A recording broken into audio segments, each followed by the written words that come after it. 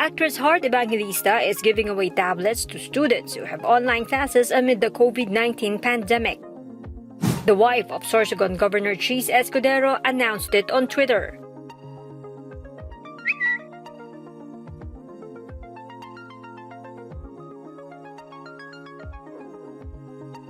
Because of quarantine protocols, many schools have shifted to online education.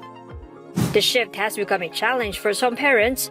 Buying the needed gadgets and maintaining internet load are additional family expense.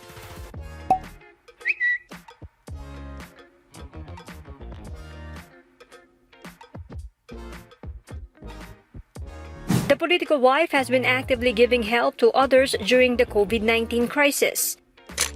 She has donated her painting to a group raising funds for frontliners.